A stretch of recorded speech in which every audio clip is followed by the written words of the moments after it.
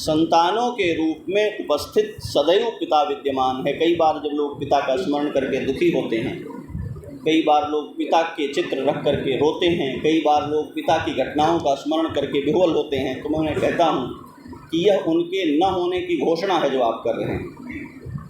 यदि आप पिता के प्रति कृतज्ञ हैं तो पुत्री हों चाहे पिता हों, यदि आप पिता का स्मरण करते हैं तो पुत्री हों चाहे पिता हों, अपने भीतर ये अनुभव करना कि मेरे पिता होते तो क्या करते और कैसे होते, क्या मैं वैसा हूँ, क्या मैं वैसा कर रहा हूँ। अपने रूप में अपने पिता को सदा जीवित और विद्यमान रखने की योग्यता ही संतान होने की योग्यता है।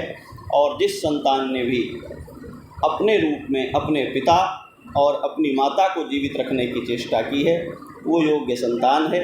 और उसी का पिता वस्तुतः पिता होकर सौभाग्यशाली है, जिसकी संतानें बिना बोले, बिना कहे, बिना डांटे, बिना पुचकारे वो क्या सोचता है वो उनकी संतानों में भी प्रकट हो जाता है।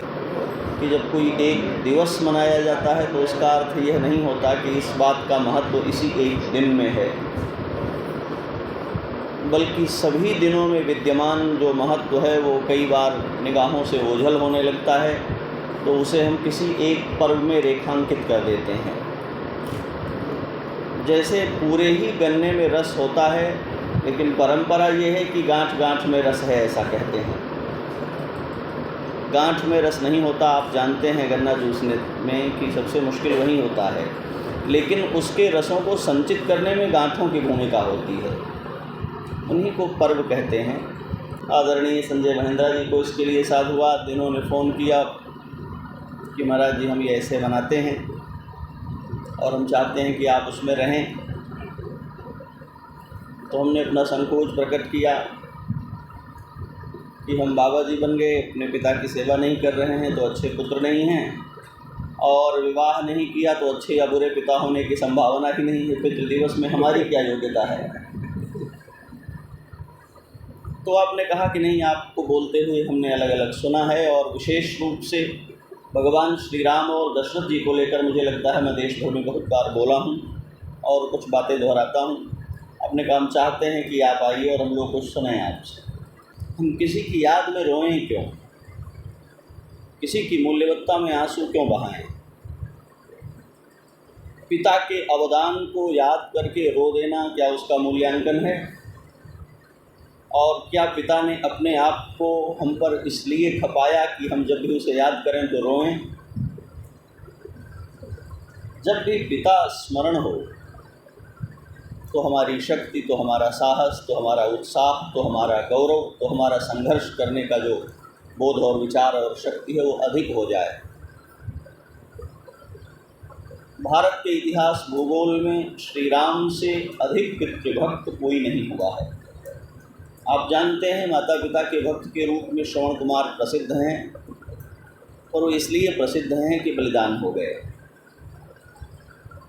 और हम जीवन की कामना रखने वाले लोग मरे हुए लोगों के प्रति हमेशा सहानुभूतिशील होते हैं। जो मर जाता है उसका मूल्यांकन करने के बजाय उसको नमन करने लगते हैं। किसी के लिए भी मर जाना बड़ी बात नहीं है, किसी के लिए जीवित रह लेना बड़ी बात है, विशेष रूप से तब जब जीने के सब कारण खत्म हो गए। संबंधों का मूल्य मर जाने में नहीं है, संबंधों का मूल्य उन विचारों के साथ जीते रहने में है, संबंधों से जो पाए गए हैं। श्री राम इसका प्रमाण हैं।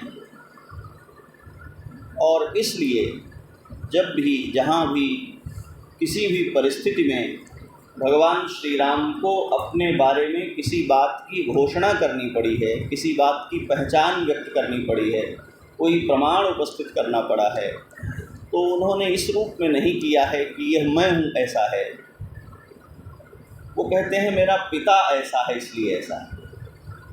और सब जगह हम दशरथ के पुत्र हैं इसलिए हम में ये चरित्र है। कौशलेश दशरथ के जाए, हम पितु बचन मानि बन आए। जिनको संसार जगत पिता कहता है, उन भगवान श्री राम ने अपने पूरे जीवन, अपने सदाचार, अपनी उपलब्धियां, अपनी दिव्यताएं, उन सब में किसी एक को श्रेय दिया तो वो महाराज दशरथ हैं।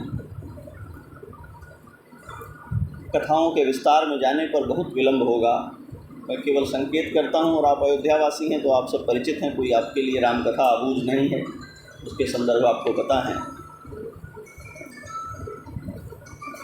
जब सबसे कठिन प्रसंग उपस्थित हुआ वनगमन का, अभी बहुत भावुकता थी, मैं उसी भावुकता से इस बात को संदर्भित कर रहा हूँ।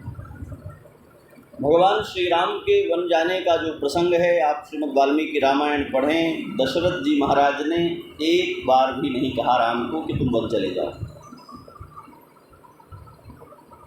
क्योंकि सत्य संध हैं और सत्य संध होने के कारण दो तरह की बात नहीं कह सकते।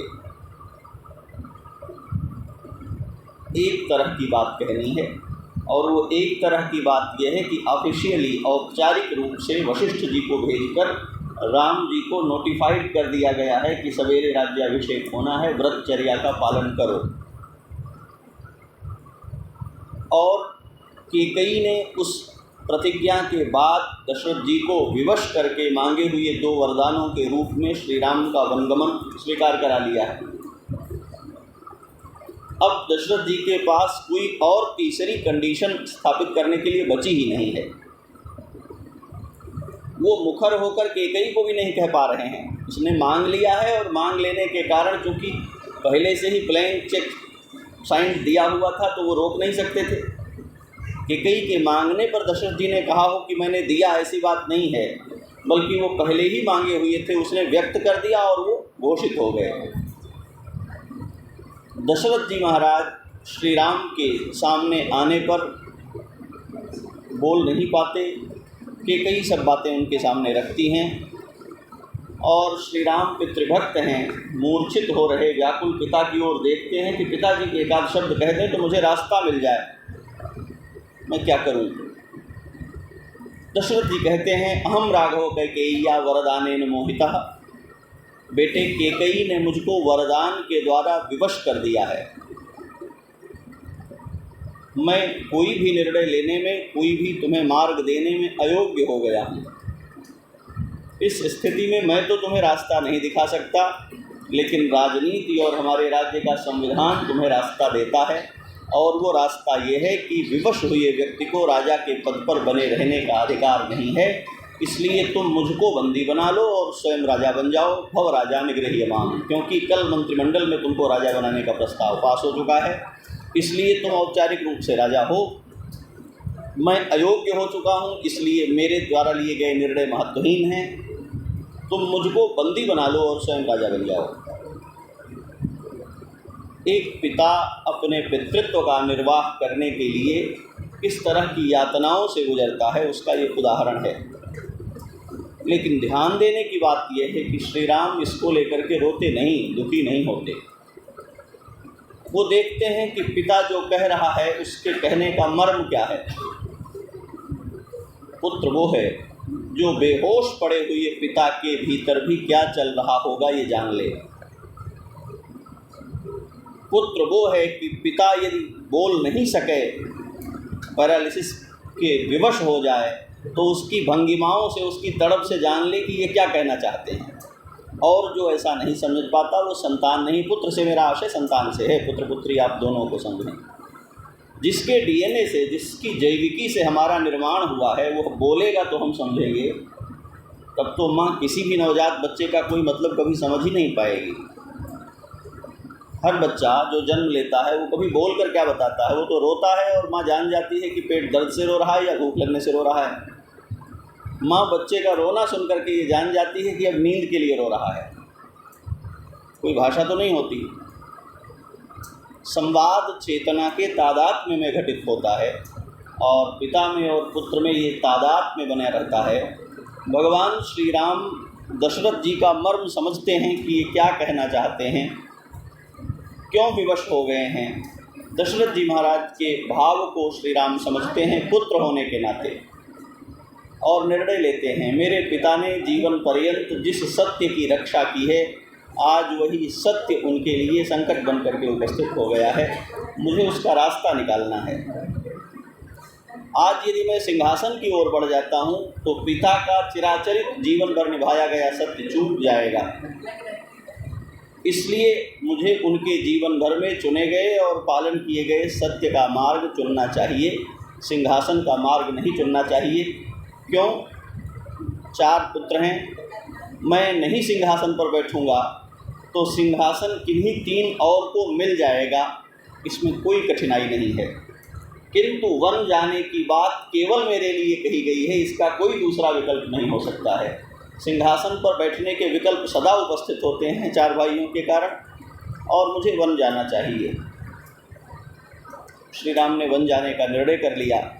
सुमंत्र जी महाराज आए हैं, रथ से जाने की योजना हुई है, आपको सब पता है। दशरथ जी महाराज पीछे से पुकारते हैं, रुक जाओ रुक जाओ। और राम जी रथ पर चढ़े हुए हैं और सुमंत्र जी से कहते हैं कि जल्दी करो, जल्दी रथ को आगे बढ़ाओ। व्याकुल हुए, मूर्छित होकर गिरता हुआ पिता पीछे से पुकार रहा है, रुको। और श्री राम सुमंत्र जी को कहते हैं जल्दी से आगे बढ़ो, रथ आगे बढ़ाओ। सुमंत्र जी संकुचित हो गए हैं, हमारा सम्राट पुकार रहा है, मैं उसके अधीन हूँ, मैं उनकी आवाज़ सुनकर के कैसे रथ आगे बढ़ा सकता हूँ। एक पुत्र कैसे अपने पिता को समझता है और कैसे उसको जीता है, उसका ये उदाहरण है। वो कहते हैं रथ तेज़ी से आगे बढ़ाओ। सुमंत्र जी कहते हैं मैं लौट करके आऊँगा तो क्या जवाब दूंगा इनको। सुमंत्र को पता है जब तक लौट करके श्री राम के चले जाने की सूचना नहीं दूंगा तब तक दशरथ जी मरेंगे नहीं, प्रतीक्षा करेंगे राम के लौटने। लौट कर आऊँगा तो क्या मुँह दिखाऊँगा। श्री राम जी कहते हैं लौट करके आना तो कह देना कोलाहल बहुत था, सुनाई नहीं पड़ा था कि आप रोक रहे हैं, रथ आगे बढ़ाओ। जो पिता अपनी तीसरी पत्नी को दिए हुए वचन को धोखे से वरदान के रूप में मांग लेने पर भी उससे मुकरने के लिए तैयार नहीं है, मर जाना उसने स्वीकार किया है, उस पिता का पुत्र होकर के यदि मैं माँ के द्वारा मांगे गए वचन को पूरा करने के बजाय किसी भी युक्ति का आश्रय लेकर फिर से राजधानी में बना रहूँगा तो हो सकता है दशरथ जीवित रह जाएं, पर उनका चुना और अपनाया गया सत्य जीवित नहीं रह सकेगा। इसलिए मुझको वन जाना पड़ेगा। और चले जाते हैं, आंसू नहीं बहाते, रोते नहीं। चित्रकूट में भगवान को पता चलता है जब लोग पीछे से जाते हैं तब कि पिताजी नहीं रह गए हैं, तो भगवान वहाँ फिर से पिता की मृत्यु की सूचना मिलने पर अशौच निवृत्त हो जाने के बाद भी फिर से सूतक मानते हैं, फिर से उपवास करते हैं और नियमों का पालन करते हैं, उनके निमित्त पिंड आदि करते हैं। श्री राम का ये आचरण इस तरह प्रमाण बनता है कि जब वे पहुँचते हैं किष्किंधा और बाली को मारते हैं तो वो कहता है कि मैंने सुना था कि श्री राम दशरथ पुत्र हैं। दशरथ पुत्र होने का अर्थ क्या है? दशरथ पुत्र श्री राम हैं और उनकी पहचान ये है कि निवास वृक्षः साधु नाम आपन्ना नाम परागति।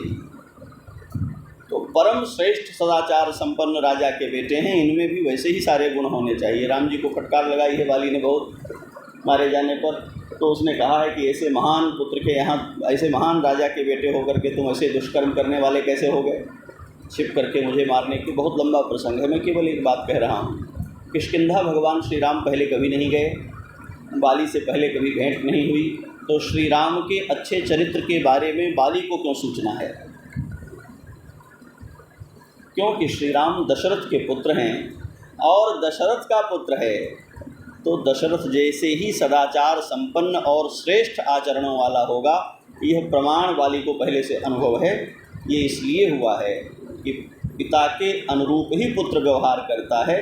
अपने यहाँ बड़ी पुरानी परंपरा रही है, कहीं जाने पर बच्चों के उनका प्रथम परिचय यही होता है किसके बेटे हो, और पिता का नाम बताते ही लोग जान लेते हैं कि ये कैसे होंगे, अच्छा फलां के हो तो ऐसे, क्योंकि आत्मा वही जायते पुत्रः। शरीर से यदि पुत्र उत्पन्न होता तो उसको देहज कहते, उसको आत्मज कहते हैं। अमर होने की जो सनातन आकांक्षा है उसके कारण आत्मा ही अपने को बार बार एक नए शरीर में अंतरित करता जाता है। जैसे बांस या दूर्वा एक ही पेड़ में अलग अलग पोर बनती चली जाती हैं, हर गांठ अलग होती है, इसी प्रकार वंश बढ़ता है। एक ही पुरुष एक बार बाबा के रूप में रहता है, एक बार पिता के रूप में रहता है, एक बार पौत्र के रूप में रहता है, एक बार प्रपौत्र के रूप में रहता है, और इन सब में विद्यमान जो पुरुष है वो एक ही है। वेद इसका प्रमाण देते हैं संतानों के रूप में उपस्थित सदैव पिता विद्यमान है। कई बार जब लोग पिता का स्मरण करके दुखी होते हैं, कई बार लोग पिता के चित्र रख करके रोते हैं, कई बार लोग पिता की घटनाओं का स्मरण करके विह्वल होते हैं, तो मैं उन्हें कहता हूँ कि यह उनके न होने की घोषणा है जो आप कर रहे हैं। यदि आप पिता के प्रति कृतज्ञ हैं तो पुत्री हों चाहे पिता हों, यदि आप पिता का स्मरण करते हैं तो पुत्री हों चाहे पिता हों, अपने भीतर ये अनुभव करना कि मेरे पिता होते तो क्या करते और कैसे होते, क्या मैं वैसा हूँ, क्या मैं वैसा कर रहा हूँ। अपने रूप में अपने पिता को सदा जीवित और विद्यमान रखने की योग्यता ही संतान होने की योग्यता है। और जिस संतान ने भी अपने रूप में अपने पिता और अपनी माता को जीवित रखने की चेष्टा की है वो योग्य संतान है, और उसी का पिता वस्तुतः पिता होकर सौभाग्यशाली है, जिसकी संतानें बिना बोले, बिना कहे, बिना डांटे, बिना पुचकारे वो क्या सोचता है वो उनकी संतानों में भी प्रकट हो जाता है, और वो अपने जीवन के लाभ, लोभ, भय और परिस्थितियों को किनारे रख करके वैसे जीने की चेष्टा करते हैं जैसे उनके माता पिता ने जी करके उसको बरता है। और जिसके लिए महाकवि कालिदास घोषणा करते हैं, जगतः पितरो वंदे पार्वती परमेश्वरो। जगत पिता भगवान श्री सीताराम को प्रणाम। और पितृ दिवस पर यहाँ विराजमान सभी पिताओं को, माताओं को और समाज में विद्यमान हुए सब पिता जो अपने को खपा करके अपना एक नया संस्करण अपनी संतानों के रूप में सदा समाज को दे करके जाते हैं, उन सबको नमन। आप सभी को साधुवाद। जय सिया राम।